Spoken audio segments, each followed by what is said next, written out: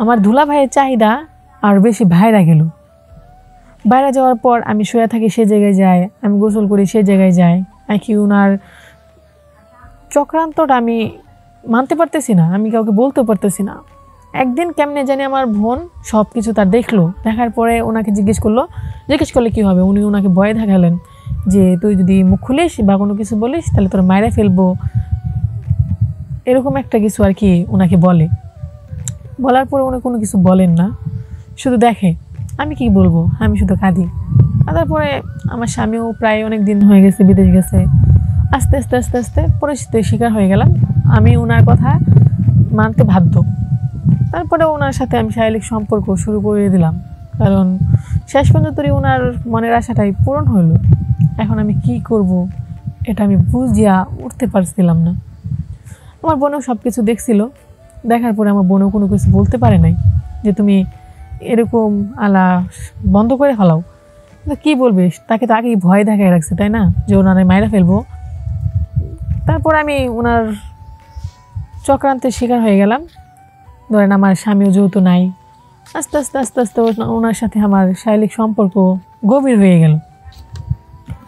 গভীর হয়ে যাওয়ার পর এভাবে এই দিন খাল যেতে থাকে। আস্তে আস্তে আস্তে আস্তে আমার স্বামী জানি কেমনে জানতে পারলো। জানার পরে উনি কিন্তু বিদেশ থেকে চলে আসবে এরকম একটা ডিসিশন নিয়ে নিল। তারপরে আমি বললাম যে থাক, টাকার জন্যই গেছো, তাহলে তুমি ওইখানে টাকায় উপার্জন করো, কিছুদিন পরেই আসবা। আসসালামু আলাইকুম, হ্যালো গাইস, কেমন আছেন? আশা করি ভালো আছেন। আমি হচ্ছি আখি, আমার বাড়ি হচ্ছে ময়মনসিংহ। আমি আপনাদের কাছে কিছু কথা নিয়ে এসেছি, আশা করি মনোযোগ দিয়ে আমার কথাগুলো বোঝার চেষ্টা করবেন। আমি হচ্ছি গরিব ঘরের মেয়ে। আমার বাবা একজন কৃষক। আমার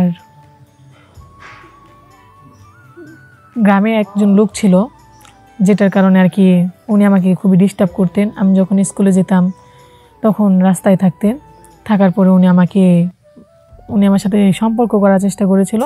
আমি তখন তার কথা এড়িয়ে গিয়েছিলাম, ওনার সাথে সম্পর্ক আমি করিনি। তারপর উনি চক্রান্ত করে আমার বড় বোনকে বিয়ে করছেন।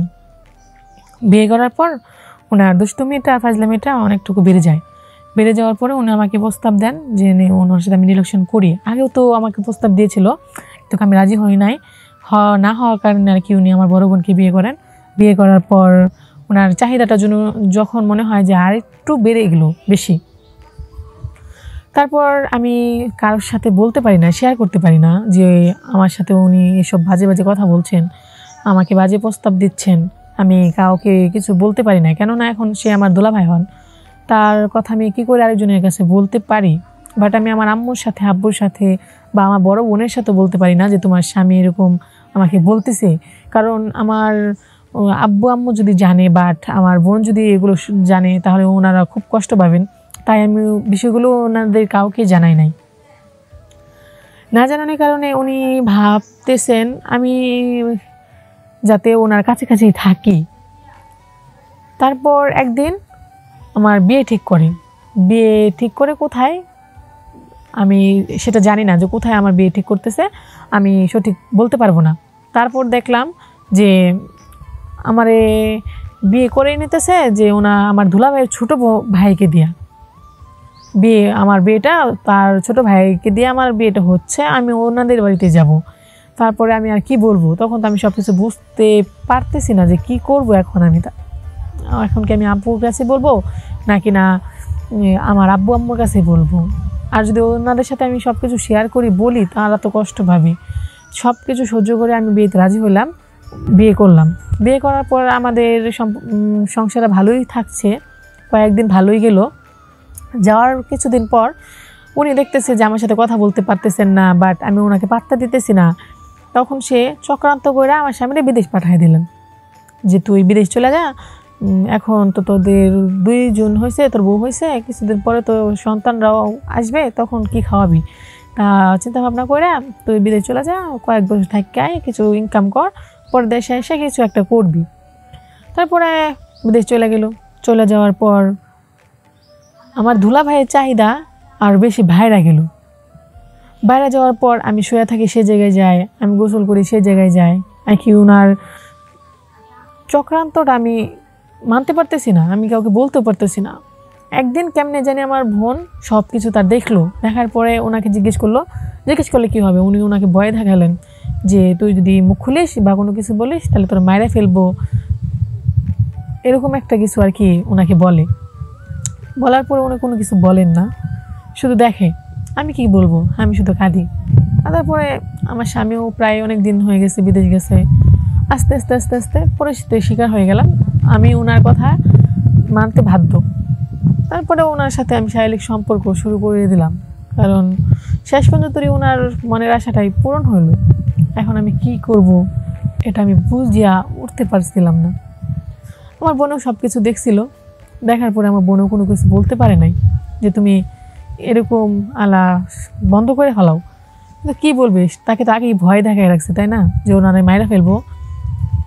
তারপর আমি ওনার চক্রান্তের শিকার হয়ে গেলাম। ধরেন আমার স্বামীও যেহেতু নাই, আস্তে আস্তে আস্তে আস্তে ওনার সাথে আমার শারীরিক সম্পর্ক গভীর হয়ে গেল। গভীর হয়ে যাওয়ার পর এভাবে এই দিন খাল যেতে থাকে। আস্তে আস্তে আস্তে আস্তে আমার স্বামী জানি কেমনে জানতে পারলো, জানার পরে উনি কিন্তু বিদেশ থেকে চলে আসবে এরকম একটা ডিসিশন নিয়ে নিল। তারপরে আমি বললাম যে থাক, টাকার জন্যই গেছো, তাহলে তুমি ওইখানে টাকায় উপার্জন করো, কিছুদিন পরেই আসবা।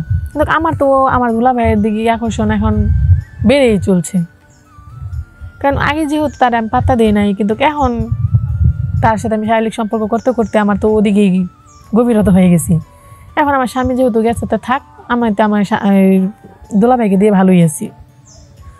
তাহলে এখন আমি যে কোন পর্যায়ে চলে যেতেছি সেটা আমি বুঝতে পারতেছি না, যে আমি এখন কি করব। আমি কি আমার স্বামীর কাছে সব কিছু বইলা দিব, ওরে কি দেশে নিয়ে আসবো, নাকি না দুলাভাইয়ের চক্রান্তে থাকবো। এখন তো আমার আপু তো সব কিছু জানে যে উনি যে আমার সংসারে আছেন বা আমার সাথে শারীরিক সম্পর্ক করতেছেন।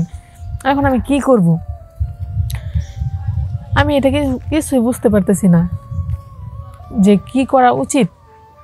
আমি সব দুলাভাইদেরকে বলি, নিজের একটু ভোগের কারণে, নিজের একটু ইচ্ছের কারণে কখনো শালিকাকে নিজের ভোগের শিকার করেন না, কারণ সেটা মাথায় রাখবেন যে ও কিন্তু আপনি ছোট বোনও হতে পারতো।